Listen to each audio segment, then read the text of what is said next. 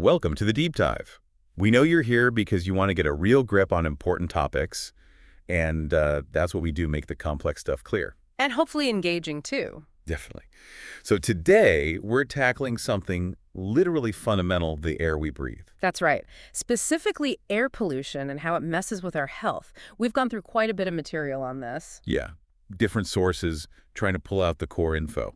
So our mission today, really, is to give you the essentials. What is air pollution? Where's it coming from? How it actually affects our bodies, who gets hit the hardest. The scale of it globally, and crucially, what we can maybe do about it. Think of it as your fast track to getting informed on a really vital issue. Exactly.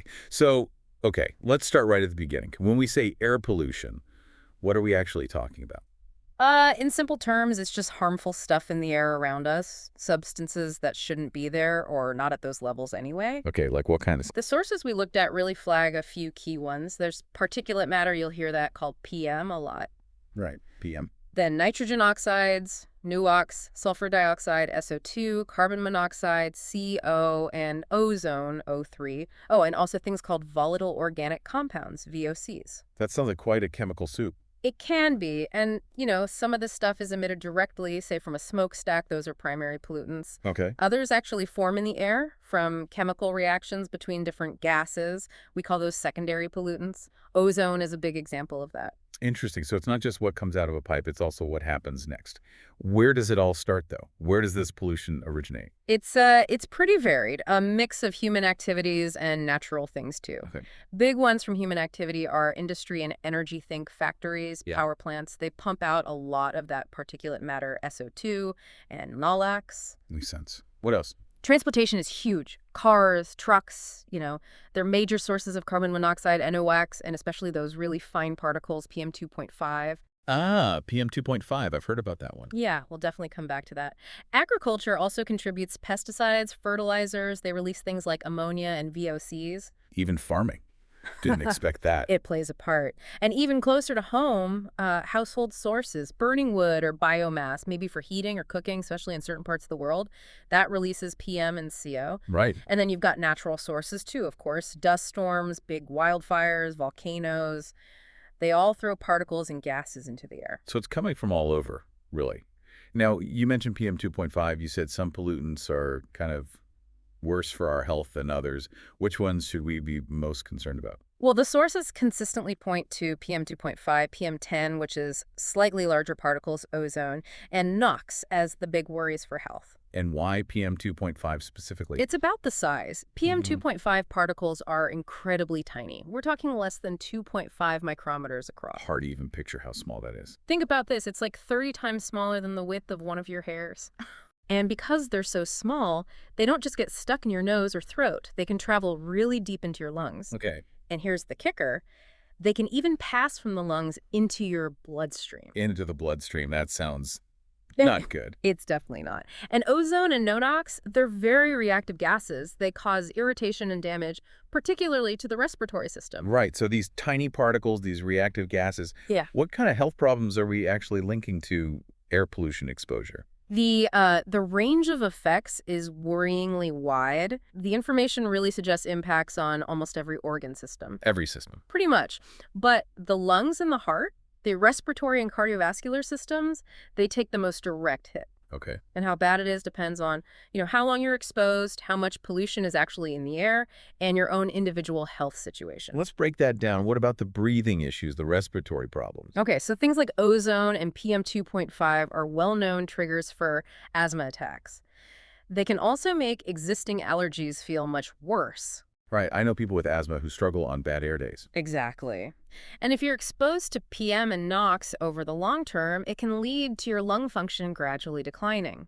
It also increases the risk of developing COPD, chronic obstructive pulmonary disease. COPD, that's serious. Very. Right. And this is pretty stark. PM2.5 and some VOCs like benzene, which you might find in gasoline fumes or industrial emissions, are actually classified as carcinogens by the World Health Organization. Meaning they cause cancer. Yes. Specifically, they're linked to lung cancer. That's a heavy one. And you said it's not just the lungs, the heart is involved too. Absolutely. When those tiny PM 2.5 particles get into the blood, they Yeah. seem to trigger inflammation throughout the body and something Mm. called oxidative stress, which is like an imbalance that damages cells. Okay. Over time, this damage can contribute to atherosclerosis. Which is hardening of the arteries, right? Exactly. And that directly increases your risk of having a heart attack or a stroke. Wow. So it's a direct line from air pollution to heart attacks. The evidence strongly suggests that link.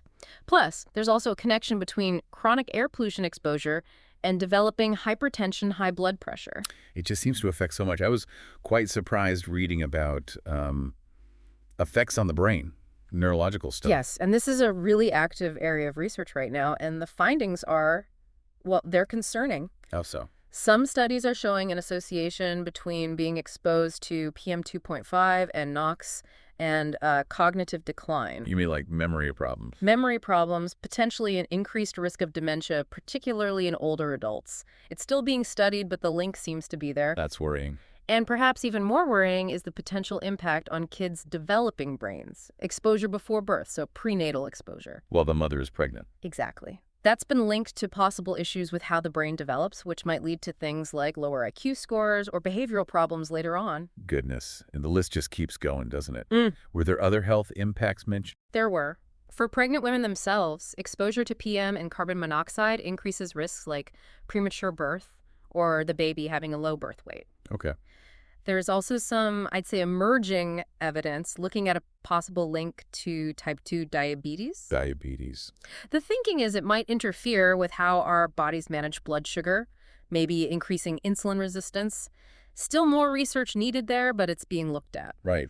And maybe less directly, some studies suggest air pollution can weaken our immune systems generally, making us more vulnerable to infections. So it seems like everyone breathing polluted air is at risk. But are some people more vulnerable than others? Yes, definitely. The sources consistently point out specific groups. Children are a major one. Why children? Their lungs are still developing, so damage can be more lasting. Plus, they breathe faster than adults, and relative to their body size, they just inhale more air and more pollutants. Okay, that makes sense. Older adults are another group, mainly because they're more likely to already have heart or lung conditions that pollution can make worse. Right. And sadly, there's often a socioeconomic link. People in low-income communities frequently face higher exposure levels, Why is that?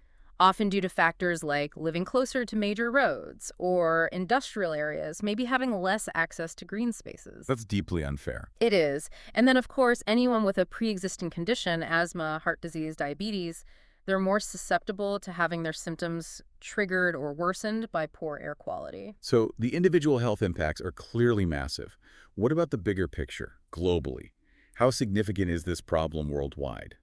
The numbers are pretty staggering, honestly. The World Health Organization estimates that air pollution causes around 7 million premature deaths every single year. 7 million. 7 million. Yeah. And that breaks down into about 4.2 million from outdoor ambient air pollution Okay. and another roughly 2.8 million from indoor air pollution. Indoor, you mean from cooking and heating? Yes, primarily from burning solid fuels like wood, charcoal, or coal indoors without proper ventilation. This is a huge issue in many lower and middle income countries. So the burden isn't shared equally. Not at all. Low and middle income countries, especially places in South Asia, sub-Saharan Africa, they bear the overwhelming majority of this health burden. Why the disparity? Often it's a combination of factors. Greater reliance on polluting fuels for basic needs like cooking, less stringent environmental regulations, maybe faster industrialization without the same pollution controls. And beyond the health costs, there must be economic costs too. Immense. We're talking trillions of dollars globally every year. That's from healthcare expenses to treat all these illnesses, but also lost productivity when people are too sick to work or die prematurely. It's a massive drag on economies. This all sounds incredibly daunting. But look, the sources did talk about solutions, right? It's not hopeless. What can actually be done? No, absolutely not hopeless. And that's crucial. We do have ways to tackle this. The sources emphasize needing action on sort of multiple levels. Okay, like what? Well, at the policy level, governments have a huge role, setting and actually enforcing stricter limits on emissions from industry, from vehicles. Right, regulations. Regulations, yes. Also, actively promoting the shift to cleaner renewable energy sources, wind, solar, And smarter urban planning, designing cities to, reduce the need for driving so much. Better public transport. Makes sense. What about technology? Technology is key too. Developing even cleaner fuels, better ways to filter air in buildings or public spaces, and obviously the big one is scaling up electric vehicles and the infrastructure they need. EVs. Then there's public awareness, just making sure people understand the risks, know how to reduce pollution in their own homes, maybe switching to cleaner cook stoves where that's relevant. So individual knowledge matters. It does, and encouraging people to speak up, to advocate for those stronger policies we mentioned. Right. So it connects back to the policy level. Exactly. And finally, individual actions really do add up. Choosing to walk, cycle, or use public transport instead of driving alone, cutting down on energy use at home, supporting businesses that are genuinely trying to be greener, all these little things contribute. So really, if you pull it all together, air pollution isn't just, smog obscuring the view. It's a profound threat to global health. Absolutely. With really serious consequences for people's lives, for economies, it demands urgent action. And coordinated action, it sounds like, from governments, industries, communities, individuals. Yes, everyone has a part to play. And just getting a solid understanding of the basics, what it is, the sources, the health links like we've talked about today, that's really the vital first step for everyone. So here's something to maybe think about as you go about your day after listening to this.